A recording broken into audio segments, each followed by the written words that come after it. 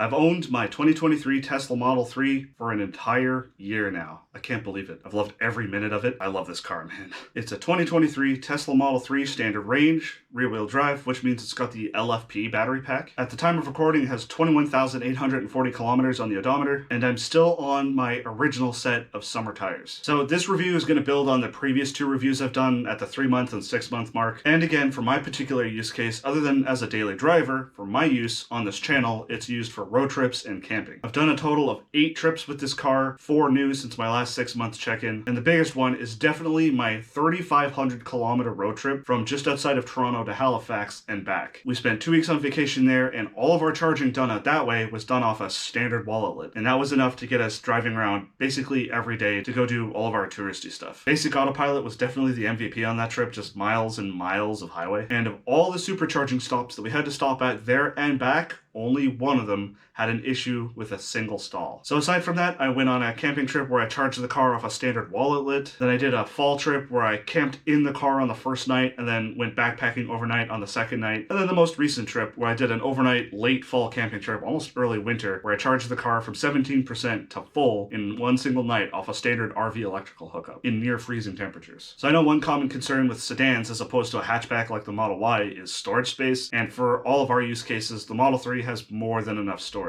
Now, where I have had problems is in snow, because it's only a rear-wheel drive car, and the default tires it comes with are not great in snow. Last year, I got stuck twice, almost 3 times in snow, and on one of those occasions, I did have to get towed out. So this year I smartened up, and I now actually have a set of winter tires on the car by Continental. And I actually haven't noticed any range loss from having winter tires on. You know that I have damage on my rear passenger door and the rear quarter panel, and there's a whole story behind that with my insurance and everything, but long story short, I am finally getting that fixed. The final quote was $14,000. I have to replace the entire door and that panel. One interesting thing is I never got a PPF film or a wrap or any sort of protection on the car for things like rock chips. And other than a lot of dead bugs painting the front of the car, it doesn't really look like it's taken a heck of a lot of damage from rock chips. Aside from the damage to the door from the run-in with the pillar, there's no mechanical or cosmetic damage to the car of any kind. I've even been lucky enough to not curb the rims yet. As for degradation, on a full 100% charge after calibration, the car is still showing 421 kilometers. Brand new, it starts out with 438 kilometers, and that works out to be a 3.8% degradation. So as I've discussed in previous check-ins with the car, I don't have any way to charge the car at home. I don't even have a standard wallet lid, so all of my charging was done primarily with superchargers. In more recent months though, I have slowly started transitioning to using the level 2 charger that's literally right across the street from me at the Civic Center, because it's a little bit cheaper than supercharging. And on a level 2 charger from basically almost empty to completely full, it takes about 8.5 to 9 hours to fully charge on 6.6 kilowatts. An interesting quirk that I've noticed with the LFP battery specific to the Model 3 standard range is that even if you precondition the battery on the way to the supercharger, it'll still show the battery is cold message when you're charging, saying that it should be a little bit warmer to get your better charging speeds. I know a lot of people have concerns with the white interior of the car, especially the seats. They are getting a little bit dirty because I've been neglecting cleaning them. And as you know, I loved my Model 3 so much that during the summer, I actually traded in our second car,